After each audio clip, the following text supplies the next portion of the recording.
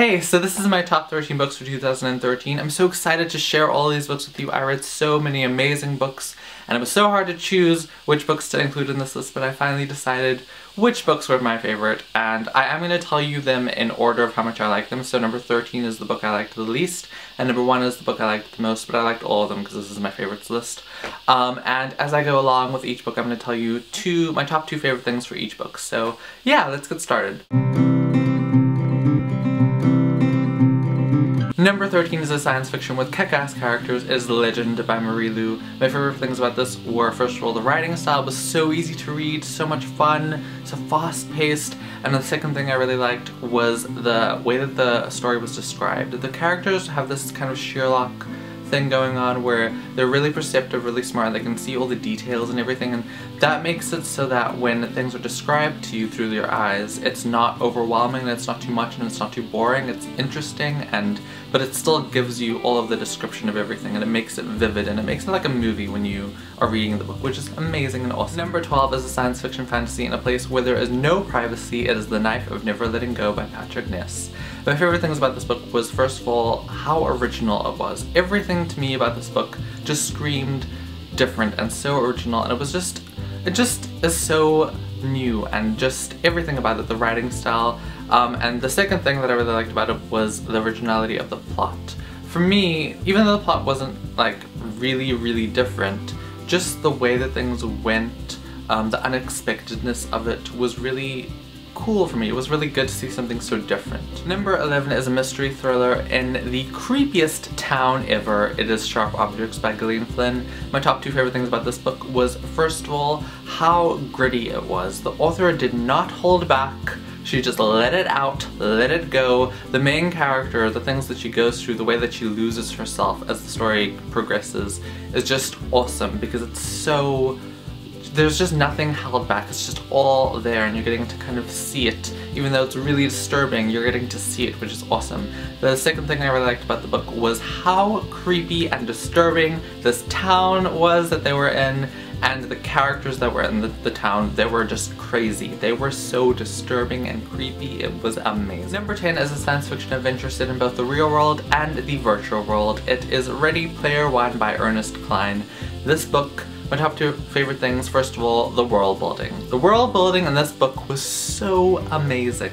It was so detailed. It's just so well thought out. Everything was just so richly built. It was just, it was amazing. And along with like the 80s references that kind of like built into the setting, it just was incredible. It was such a new, rich, just amazingly built world that this book is for you to like go into when you read it. And the second thing I really liked about the book was the characters. The characters are so real and realistic. They're not perfect, especially when it comes to the way they look, which is really different for like basically any book, because I feel like most books, the characters look really good. But these books, they just had realistic characters, and they had characters that had faults that were unexpected in most books that you read, which was really cool. Number 9 is a fantasy with dragons. Need I say more? It is Eon by Alison Goodman. This book was so amazing. First of all, the mythology, the dragons, everything that went along with that. It was just so detailed. There were so many details. You could just tell that the author put so much time into thinking about the different aspects, into researching like what would happen in this certain culture that she was probably basing it off of. Just everything was just so detailed and so rich and just awesome. The second thing was the plot. The plot was so good. I just loved everywhere that it went. The storyline just was amazing. It was so... no plot holes. Number 8 is a fantasy paranormal book where the main character has blue hair, and actually I'm reading the second book in the series and it kind of inspired me to dye my hair blue, so there's that. It is Daughter of Smoke and Bone by Laini Taylor. This book is so amazing. First of all, the writing. The writing is incredible. It blew me away. It's like this person just like...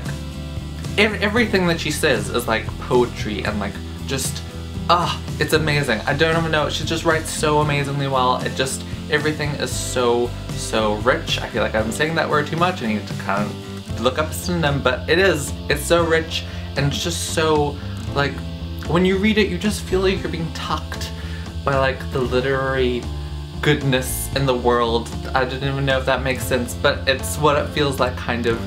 Just her writing is so incredible. The second thing, the main character, Karu, I think that's how you say her name, she is like the best main character ever. She's just so interesting, so relatable, just so much fun, so awesome, she's just the best character ever. Just best main character ever. Number 7 is a young adult historical fiction set in New York during the 1920s. I mean, come on. Just, oh my gosh. It is The Diviners, or The Diviners by Libba Bray. I love this book. First of all, the writing. Again, the writing was so amazing. Everything was so vividly described, just so beautifully. The way that the 1920s and like the jazz age and just everything about New York and the way that they spoke, it made me so happy. I love it so much. It was amazing. The writing was just superb. The second thing I liked about this book was that there are murders in this book. It's kind of a murder mystery type book as well as a historical fiction book. And they had the perspective of the murderer. They would go from like the main characters to, because they had different point of views, they would go from the main characters to the murderer's point of view. And I don't know why, but I like it when people show the murderer's point of view. It's interesting. I like it. It was good. I like to see it, you know, as he was killing someone. Was that strange? No, not at all. Number 6 is a young adult fantasy magic book that starts off with a girl being about to be executed. It is Poison Study by Maria V. Snyder. This author, I've read so many books by this author this year, last year. I love her. I love her writing style, the way that she writes books. So good. Don't know why I clicked my finger. It's supposed to mean something, I don't know. But yeah, I love her writing style. She's one of my favorite authors now. And Poison Study is my favorite book from her. It is just so good. The first thing I liked about the book was the characters.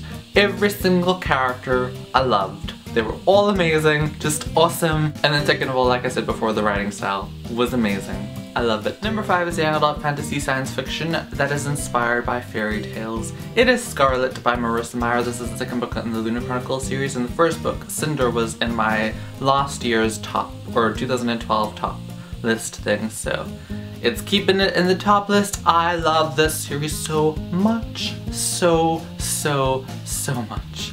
The first thing that I loved about Scarlet was the characters, especially Cinder, who's the main character.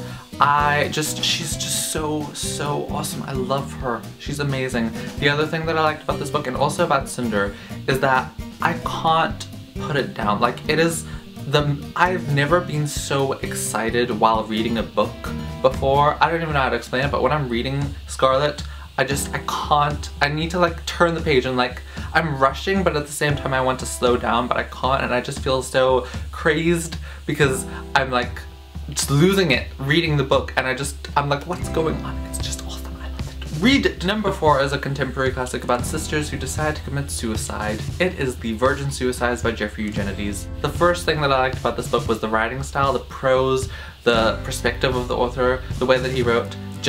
It was amazing. It was so different, the we that was going on, like he spoke in we were doing this and doing that. And just the way that he wrote the prose was just incredible, and it just blew me away, and it was so different from anything else. It was amazing. The other thing that I liked about the book was that it was just basically like mesmerizing. Like while I was reading it, I was a little bit depressed, you know, because it's kind of depressing. But at the same time, I felt lost. I felt just completely I don't know, it was just like a different place, a different like state of mind almost. Like I was like high while reading the book, but not really. It mesmerized me. Number 3 is a classic historical fiction that is set in a crumbling castle. It is I Capture the Castle by Dodie Smith. The first thing I liked about it was the setting. Crumbling castle, I mean, come on. Everything about it, the way that the setting is described, the way that it's shown, just everything about the setting, everything about the castle and it was amazing. I want to live in this castle, even though it is crumbling. It is amazing. I love it. I love it. The second thing I liked was the characters. The characters were so different and so interesting. All of them are kind of a little bit crazy because, you know, they're all living in a crumbling castle. And I just was so interested by them. Even when some of the characters went a little bit annoying, I still was interested by them and they were still completely different from each other and unique. Number 2 is a young adult paranormal book with angels. It is Angelful by Susan E. The first thing I liked about the book was the characters. The characters were amazing. So amazing, especially the mom. I keep on talking about the mom whenever we talk about Angelful, but the mom is like just my spirit animal. I love her. The second thing that I liked about the book was just the setting and how it was described, and also the speed of the book. Just everything was paced so well, and it felt like a movie when you were reading it. It reminded me of Legend in that way. It just was amazingly described. The setting was awesome. There were no plot holes. Just, oh, such a good book. Read it. And number 1 is a science fiction adventure set in a world like no other, where winter is coming. It is A Storm of Swords, specifically Part 2 Blood and Gold by George R.R. Martin. It was so amazing, so freaking amazing. All of the books in the series so far have been incredible. This one is the best out of all of them so far. It just, so good, so amazing. I love it. I love this series so much. I love this author. I love these characters. Everything about the book is awesome. The first thing I liked about the book was the twists. I mean, come on. The Red Wedding, the end of the book. It just, insanity. It was crazy and I loved it, and there was so much scheming. It was just, I love scheming. The second thing I liked about the book was the characters. I mean, the characters are like the best thing ever about this book. The characters in this book are so real and so three-dimensional and so unique and so gritty and so just awesome and amazing. They're like the best characters ever. So those are my top 13 books from 2013. I will be putting links in the description box below to all of them, to where you can buy them, and to more of what I think about each book, so you can have more detail if you want it. And to celebrate all of these amazing books, I will be doing a giveaway. I'm going to be giving away $20 from thebookdepository.com. All you have to do to enter is be subscribed to this channel, Books with Dylan, like this video, and comment in the comment section below and tell me your favorite book from 2013. I know it's difficult, but I did it, so you can do it too. And yeah, that's basically it. I think I'm going to be doing this giveaway for about a week. And make sure that you have permission to give me your address if you need it, if you're not of age. And that's it. So yeah, I hope you enjoyed this video, and I will see you next time. Bye.